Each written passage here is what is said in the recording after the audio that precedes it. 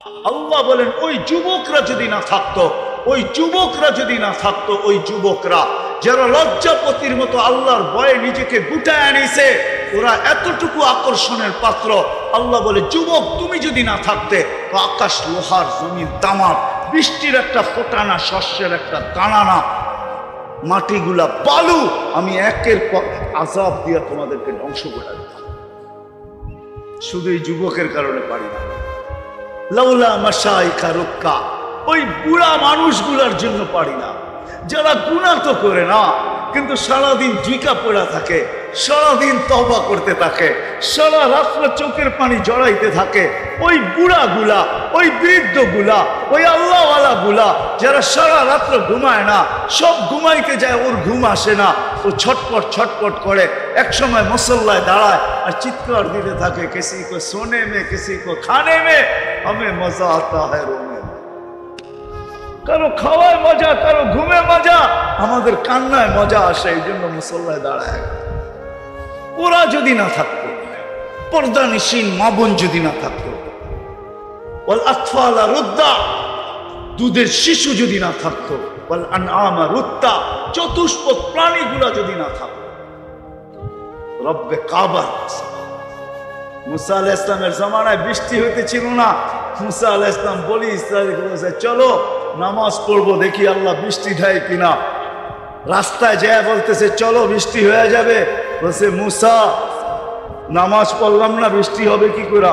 মিয়া তো আসলে আমাদেরকে নামাজ পড়ানোর জন্য, বনি ইসরায়েল ছিলই একটু গার্তেরা, ঠিক না? তো মুসা আলাইহিস সালাম কয় তোমাদের আগে পিঁপড়া বৃষ্টি করছে, দোয়া করে ফেলছে, পিপিলিকা, এদের দোয়া কবুল হয়ে গেছে। পিপিলিকা আল্লাহর কাছে দোয়া করছে, লিমা তুআযযিব বিইবাদি জুনুবিক, লিমা তুআযযিবুনা বিযুনুবি ইবাদিক, আপনার বান্দার গুনার কারণে আমাদেরকে শাস্তি দেন কেন?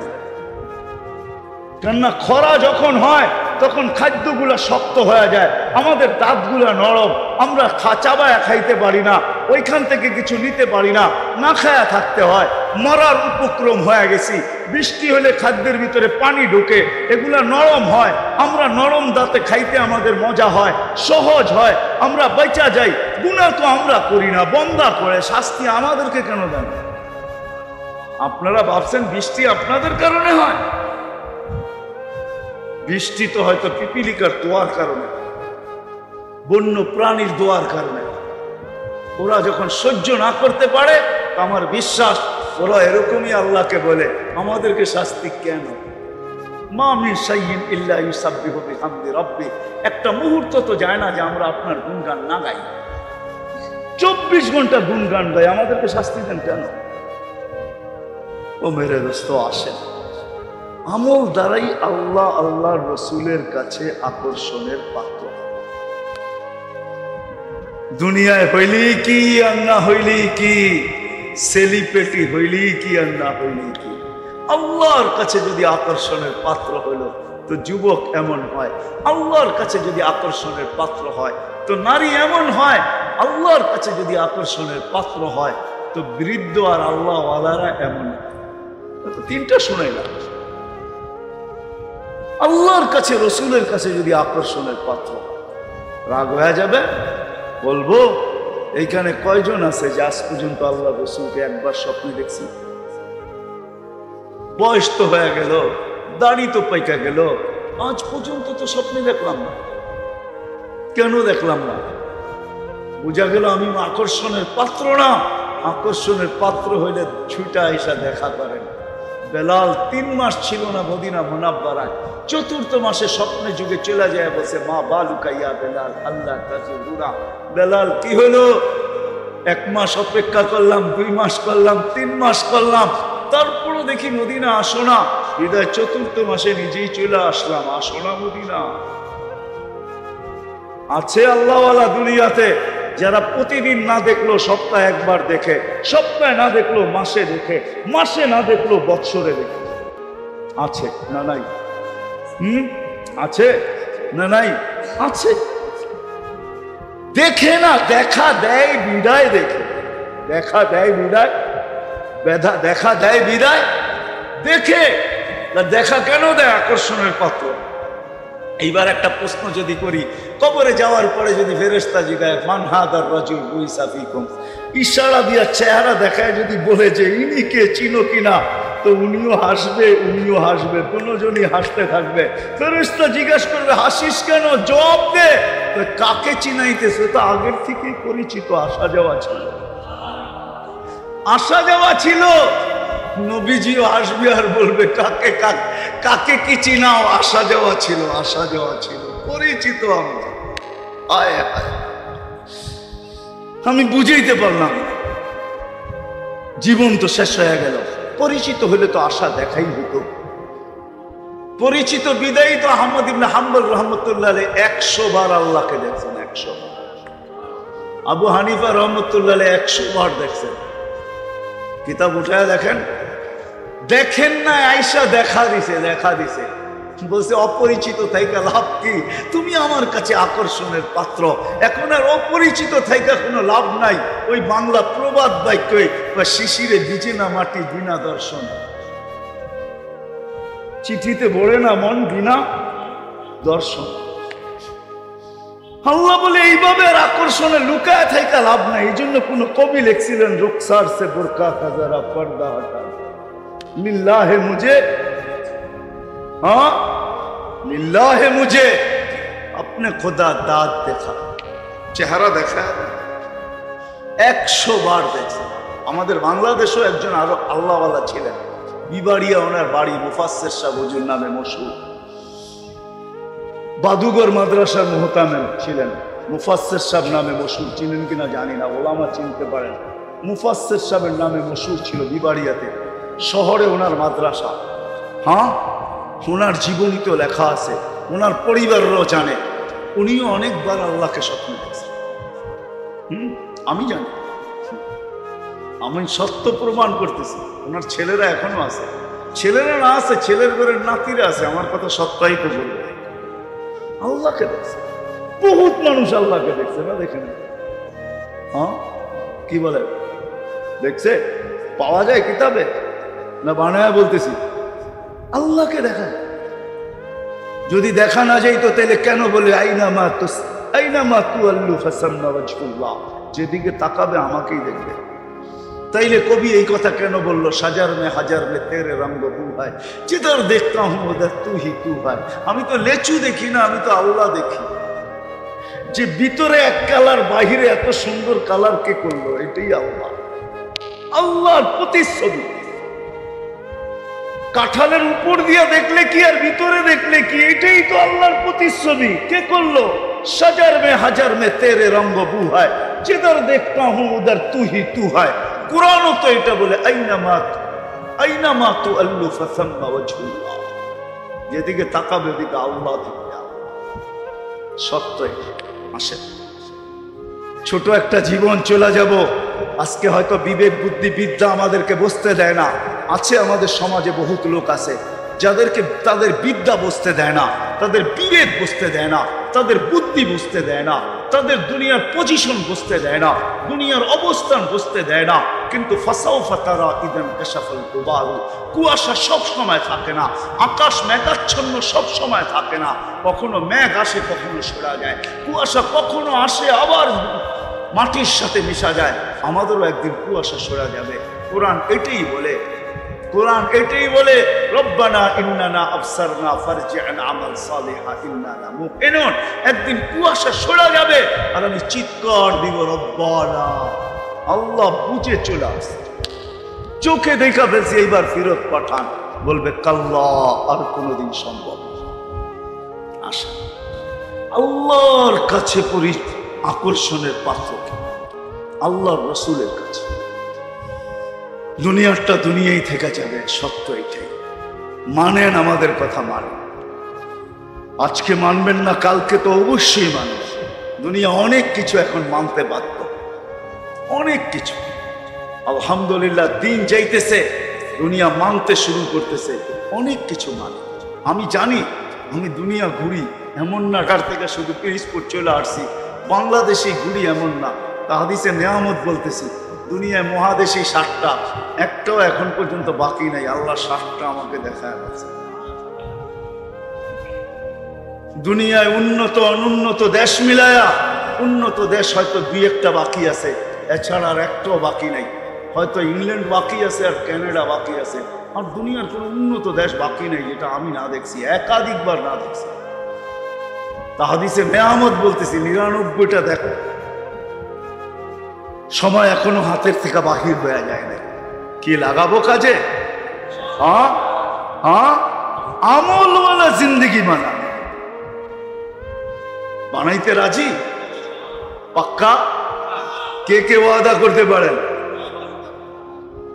মনের থেকে তো নামান মনের থেকে যদি না হয় তাহলে কিন্তু আব্দুল কাদের জিলানী রহমতুল্লাহ আলাইহির কথা সত্য হবে। পীরানে পীর আব্দুল কাদের জিলানী রহমতুল্লাহ আলাইহি, বড় পীর আব্দুল কাদের জিলানী রহমতুল্লাহ আলাইহির কথা সত্য হবে। উনি বলছিলেন লিসানুকা মুমিন কলবুকা মুনাফিক, তোর মুখটা তো মুসলমান, দিকটা মুনাফিক। লিসানুকা মুমিন কলবুকা মুনাফিক।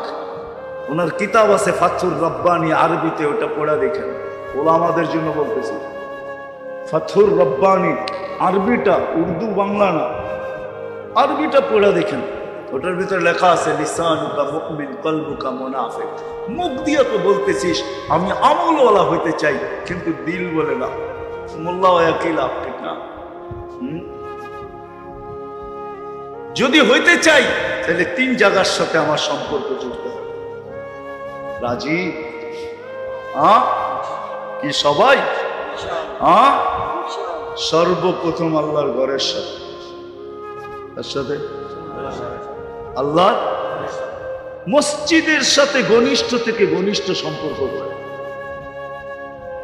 যাদের মৃত্যুর পরে সবাই সাক্ষী দেয় লোকটা বড় দিনদার ছিল। হাদিসও আছে, যার সম্পর্ক যত বেশি মসজিদের সাথে ঘনিষ্ঠ দেখবা তাকে ইমানদারের সাক্ষী দাও।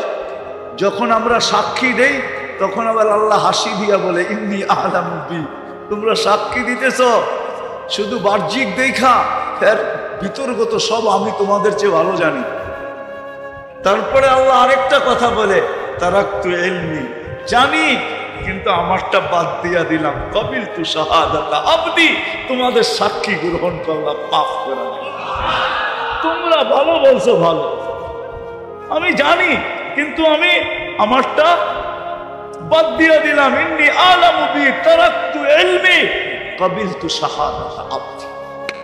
আল্লাহর ঘরের সাথে সম্পর্ক জোড়বেন। যুবকরা কি বলে? না, যুবকরা ভাবে দুনিয়াই তো সব শেষ, ঠিক না? কেউ তো বলে চিতাতেই সব শেষ, আর আমার সমাজের যুবকরা বলে দুনিয়াতেই সব শেষ, ঠিক না? কি নাচ গান সব দুনিয়াতেই শেষ, ঠিক না? কি জান্নাতে গান মনে হয় নাই, ঠিক না? আল্লাহ মাঝে মাঝে জান্নাতীদেরকে জিজ্ঞাসা করবে গান শুনবে, বলবে আল্লাহ শুনবো। আল্লাহ বলবে রেজওয়ান লাগা স্টেজ লাগাবে, তো প্রথম সিঙ্গারদেরকে ডাকবে, ফেরেশতা সিঙ্গার। আল্লাহ সিঙ্গার বানায় রেখেছে, তোমরা শোনাও। শোনাবে, আল্লাহ জিজ্ঞেস করবে কিরকম শুনলা, বলবে লাকানাল মাউতু লা মুতনা। আল্লাহ যদি মৌত থাকতো তো আওয়াজের ঝংকারে মরে যেত। এত সুন্দর আওয়াজ হয়, আল্লাহ বলবে এর চেয়ে সুন্দর। তারপরে ডাকবে তালিয়া দাউদ, দাউদ আলাইহিস সালাম আসবে। আল্লাহ জিজ্ঞেস করবে এর চেয়ে সুন্দর, তো ডাকবে তালিয়া হাবিবি তালিয়া মুহাম্মদ, আমাদের নবীজি আসবে। আল্লাহ বলবে এর চেয়ে সুন্দর, তো বলবে রেজওয়ান ইরফাইল হিজাব, সরা পর্দা, আমি নামবো। হায় যুবক, তুমি তো জানো না জান্নাতে 10টা গুণে গুণান্বিত হয়ে শারীরিক 10টা গুণ থাকবে তোমার, তারপরে জান্নাতে দিবে। আল্লাহ তাওলি আদম 60 জিরাআ, 120 ফিট লম্বা। আলা হোসনে ইউসুফ, ইউসুফ আলাইহিস সালামের মতো রূপ। আলা মিলাদি ঈসা, ঈসা আলাইহিস সালামের মতো 33 বছর বয়স। আলা কুওয়াতি মুসা, মুসা আলাইহিস সালামের মতো শক্তি। আলা সাউতি দাউদ, দাউদ আলাইহিস সালামের মতো গলার আওয়াজ। আল্লাহ আওয়াজ যেদিন থেকে তৈরি করছেন, আর যেদিন কিয়ামতের মাঝে আওয়াজ বিলুপ্ত করবে, সারা দুনিয়ার সিঙ্গারদেরকে যদি এক করা হয়, এদের আওয়াজকে যদি এক করা হয়, তো দাউদ আলাইহিস সালামের আওয়াজের সামনে বিন্দু হবে না, বিন্দু।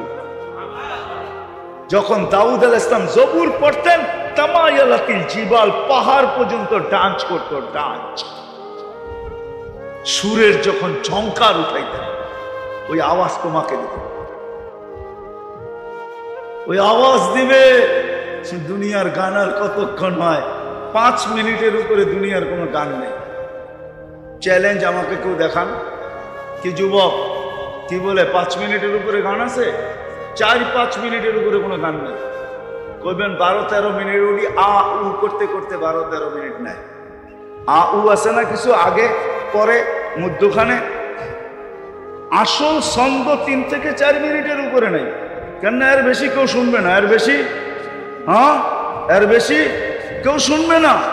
আর লম্বা হইলে অবস্থাও তো খারাপ, এতক্ষণ তো কোমরও দুলাইতে পারবে না, ঠিক না? দুনিয়ার ডান্স, এটা ডান্স। তুমি ডান্স চিনোই না, ডান্স কাকে বলে, রক্স কাকে বলে, তুমি ডান্স চিনো না। ডিকশনারিতে ভালো মতে যায় দেখো ডান্স কাকে বলে। কোমর দুলানো আর হাত পা বেঁকা সেকা করার নাম কি ডান্স নাকি?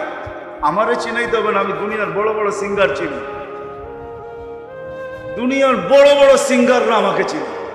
যাও তুমি অ্যাড্রেস দিয়া দেবে, আমাকে সিঙ্গার চিনাইতে হবে না, আমি এটি চিনি ভালো করে, আমি ভালো করে চিনি। তা হাদিসে নেয়ামত বলতেছি, এমনি বলি না। বড় বড় সিঙ্গাররা ছেড়া দিছে সিঙ্গারি, প্রচার করতে চাই না নিজের বুজুর্গি। আমি বড় বড় সিঙ্গার চিনি। দুনিয়ার সিঙ্গার আর সিঙ্গার তোরে ডান্স বলে? ডান্স তো জান্নাতে হবে। 40 বছর টানা নাচবে, 40 বছর। প্রত্যেক পায়ের জমকারে 1 লক্ষ কালার বাহির হবে, 2 পায়ে 2 লক্ষ, 4 জনে নাচবে তো 8 লক্ষ কালার একসাথে বাহির হবে। 40 বছরের ভিতরে একটা কালার দ্বিতীয়বার রিপিট হবে না। আল্লাহ বানায় রাখছে, আল্লাহর রসুল চোখে দেখা আসছে। নাইলে আমরা ভাবতেছি সাহাবা বোকা ছিল, ঠিক না? হ্যাঁ, আবু বকর বোকা, যার 13টা কাপড়ের দোকান ছিল, বোকা সাহাবা। সাহাবা বোকা ছিলেন না, ওদের মতো চালাক কেউ ছিল না। আমরা ভাবি আমরা শিক্ষিত, আমরা শিক্ষিত, আমরা জেনারেল শিক্ষা, জেনারেল মানে হলো ডিকশনারিতে সাধারণ শিক্ষায় শিক্ষিত। সাহাবা অসাধারণ শিক্ষায় শিক্ষিত ছিল, বিদায় ম্যাককে ডাকলে ম্যাক আসতে বাধ্য ছিল, সূর্যকে ইশারা করলে থামতে বাধ্য ছিল। দরিয়ায় নীল আমি 6 বার দেখছি, আর চিঠি তালাশ করছি, চিঠি আমি 6 বার দরিয়ায় নীলে গেছি। সুদান আমি 6 বার গেছি। আমার মনের কথা বলতেছি, আমি 6 বার চিঠি তালাশ করছি যে হায় যদি চিঠিটা পাইতাম তাহলে পদ্মা, মেঘনা, যমুনার পানির ব্যবস্থা হয়ে যেত।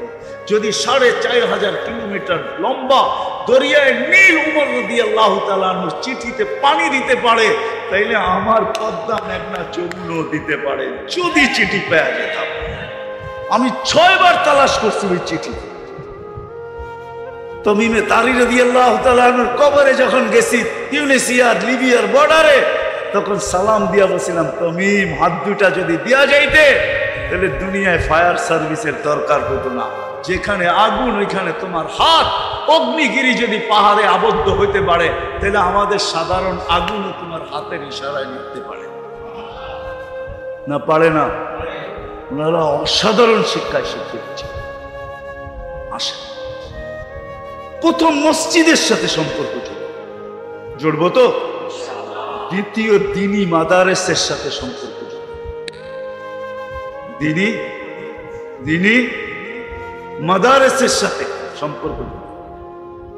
আমি তো বলি বাংলাদেশে, খুব বলি, আজকের থেকে না কয়েক বছর ধরে বলতেছি, বাংলাদেশে বিপর্যয় কোনোদিন আসে না, আসবো। বাংলাদেশ নড়ে চড়ে পড়ে না, এটা আমার প্রসিদ্ধ। নড়ে চড়ে পড়ে না। 7.8 ভূমিকম্প ইটালিকে তুর্কিকে মাটির সাথে শোয়ায় রেখা গেছে। আমাদের দেশে 2013-তে আসছিল, কিচ্ছু হয় না। কেননা বাংলাদেশের চতুর্দিকে এরকম এক সুরক্ষার দেওয়াল দাঁড় করানো আছে, আধ্যাত্মিক সুরক্ষার চাদর আছে, দেওয়াল আছে। কোনো বিপর্যয় এটাকে ব্যাট করতে পারে না। হয়তো পিছে চলে যায়, নাহলে ডাইনে বামে যায়, এটাকে ব্যাট করা ভিতরে কোনো কি করতে পারে না, বিপর্যয় ঘটাইতে পারে না। বাংলাদেশ শতবার নড়ছে, কিচ্ছু নাই, হবেও না। কারণ কি জানেন? কারণ কি জানেন? এই দ্বীনি মাদারেস গুলা, এই মসজিদ গুলা। রাত্র 4টার সময় হেফজোখানার ছেলেরা ওঠে, আর দেখবেন বাংলাদেশে যতবার বড় মাপের ভূমিকম্প আসছে সব শেষ রাত্রে আসছে। 7.8 আসছে 5টা 5-এ, ডিসেম্বরে 6.1 আসছে, এটাও 5টা 5-এ। যতগুলো বড় মাপের ভূমিকম্প আসছে সব শেষ রাত্রে। কেননা ওই সময় বাংলাদেশের 30,000-এর উপরে হেফজোখানার ছেলেরা কোরআন পড়তে থাকে, আল্লাহর সাথে কথা বলতে থাকে, আল্লাহদের সাথে কথা বলতে থাকে। ভূমিকম্প আসে, নড়ে চড়ে কোনো বিপর্যয় ঘটাইতে পারে না, কারণ দেওয়াল ব্যাধি করতে পারে না। বিপর্যয় ঘটাবে তো ঘটাবে কি করে? ডাইনে বামে চলে যায়, যেরকম দেওয়ালে বল মারলে রিপিট হয়ে পিছনে আসে, কেন দেওয়াল ভেদ করতে পারে না। 10 নম্বর মহাবিপদ সংকেত আসছিল, ঠিক না? কি বুলবুল, ঠিক না? কিছু হয়েছে? কোথায় ছিলেন? পিরিজপুরে? আসছে কোন দিক দিয়া? বুলবুল ঢুকছে কোন দিক দিয়া বাংলাদেশে? ওই দিন আমি পাথরঘাটা ছিলাম, পাথরঘাটা বুড়া। সারা রাত্র আমি বুলবুল দেখছি। এটা ডানা কতটুকু লম্বা, লেজ কতটুকু লম্বা, কেননা বুলবুল না, বুলবুল পাখি। সারা রাত্র আমি দেখছি। আমার মাথার উপরে 6-7টা টিন ছিল, আর কিছু ছিল। আমাদের ইস্তেমা ছিল, দুপুরে দোয়া হয়ে গেছে, আমি ঢাকা যেতে পারি না বুলবুলের কারণে। আমি সারা রাত্র বুলবুল দাঁড়ায় দাঁড়ায় দেখছি, আর আমার বিশ্বাস ছিল কলা গাছ ছাড়া কিছু করবে না। আমি সকালবেলা ঢাকা গেছি, কিচ্ছু করে নাই, কলা গাছ ছাড়া কিচ্ছু করে নাই, কোনো বিপর্যয় হয় না। হয়েছে নাকি? বলো, শিক্ষিত মানুষগুলা বলো, করোনার সময় মানুষ কি না বলছে? সারা দুনিয়া চিৎকার দিছে, এর সাথে সাথে আমাদের দেশের কিছু মানুষও চিৎকার দিছে, এমন বিপর্যয় হবে দাফন করার কাউকে পাওয়া যাবে না। আর এখন বাংলাদেশের মালা গলায় সবাই ফুলের মালা দেয়, যে বাংলাদেশ করোনাকে প্রতিরোধ করলো কি দিয়া। আমি তো বলি এত গবেষণা করতে হবে না, আমাদের গ্রামগঞ্জে যারা ফার্মেসি চালায় ওদের কাছে আসলে ওরা বলে দিবে প্রতিরোধ করছে কি দিয়া, ঠিক না? কি কাশি লয়া, জল লয়া, ঠান্ডা লয়া যান নাই, ওষুধ দিয়া কইছে কাউরে কইস না, চুপে চুপে খায়া ফেলা, ভালো হয়ে যাবে। ভালোই তুই হয়ে গেছেন, ঠিক না? ঠিক না? মাস্ক কয়জনে পড়ছে গ্রাম দেশে? পড়ছেন? মনে হয় না, ঠিক না? জিজ্ঞেস করছে মাস্ক পরেন না কেন? টেলিভিশনে এত বড় বড় দেখায়, নাকের ছিদ্র তো এটা এত বড় না, এটা যাবে তো যাবে কোন দিক দিয়া? যদি মুখ দিয়া যায়, সারাদিনই তো পান বিড়ি খাই, এটা কোন দিক দিয়ে যাবে, ঠিক না? আল্লাহ বাংলাদেশে কোনো বিপর্যয় হয়েছে নাকি? ছোট একটা দেশ, যতগুলা মানুষ সচেতন, কেউ না আমরা, তারপরও কোনো বিপর্যয় ঘটে না। সারা দুনিয়া গবেষণা করতেছে বাংলাদেশ কি করে করোনাকে প্রতিরোধ করলো। আমি বলি ওই সময়ও মাদ্রাসাগুলা অনলাইনে প্রত্যেকটা হেফজোখানা চালু ছিল।